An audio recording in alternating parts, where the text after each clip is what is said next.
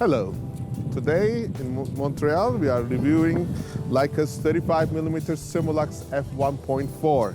This is an aspherical lens with 9 elements in 6 groups with 9 aperture blades, weighing at 320 grams or 11.8 ounces. We'll see its merits and its shortcomings and compare it with the Summicron f2 from the 35mm series of Leicas.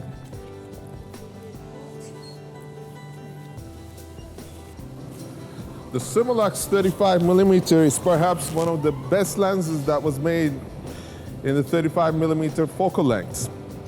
Leica has been producing this lens for quite a bit of time, but Summicron f2 has been the most popular of the lenses, being more affordable.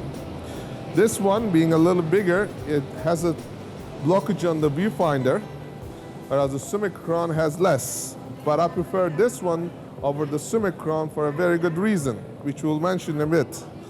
This lens with 1.4 aperture allows you to capture low light photography and is perhaps the best lens that was ever made for journalism and reportage.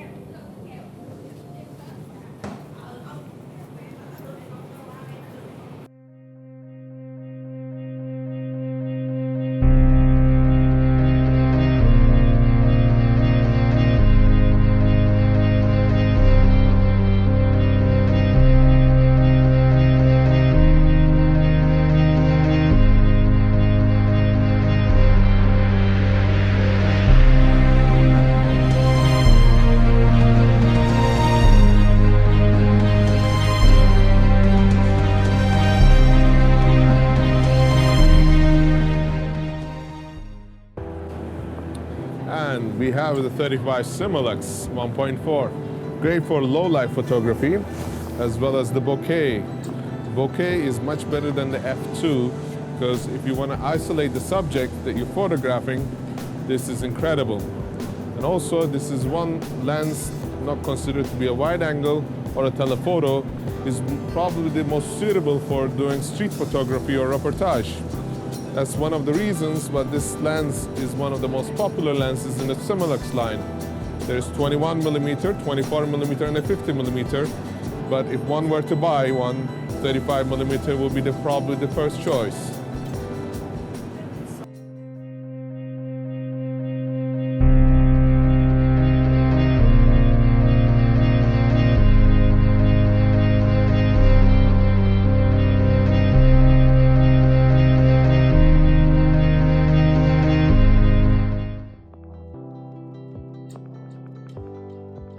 This is perhaps an ironic lens because considered to be the best street photography lens at 35mm focal length was not the choice of lens for the Henry Cartier-Bresson.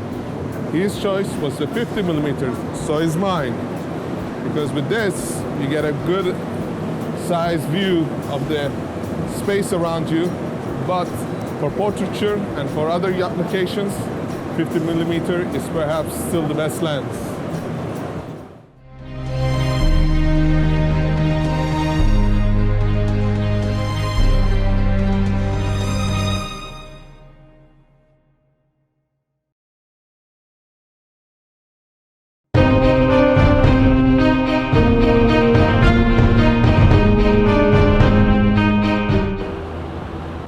People choose 35mm because it's comfortable.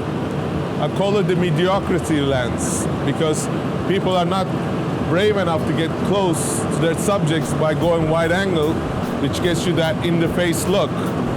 And they will not choose a 50mm or a 75mm to do a photo that is a portrait. It's more challenging. So they go where it's comfortable. And for me, this is my least favorite lens, although 1.4 has its advantages shooting in low light situations. So this is the lens that I may take to a cafe or a bar or a restaurant or even the metro like this one here.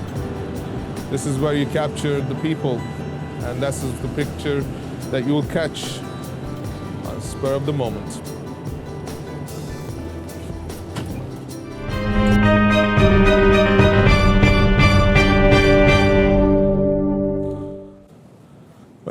when you think of a lens that's designed for street photography, this is the lens that people choose. Not my favorite though, because this is not as sharp as the f2.8 or as sharp as the 28mm. For this very reason, you may choose a lens that may serve you better if you're after sharp pictures. Not to say the least, this is not a lens that's not sharp. It is sharp, but it's not the sharpest. And for those nerds who are seeking out the sharpest images for cropping, you may choose a different lens.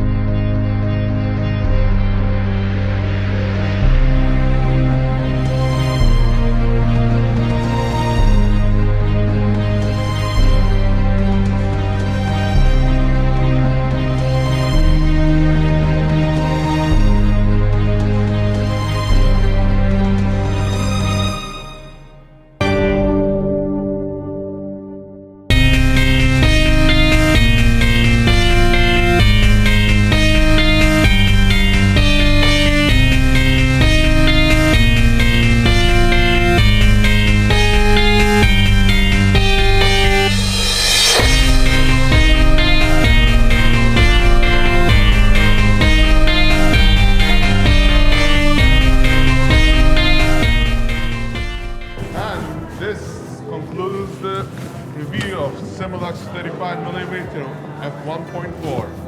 I hope you enjoyed it. I'm looking forward for your comments and your feedback. If you want any lens reviewed, write to us.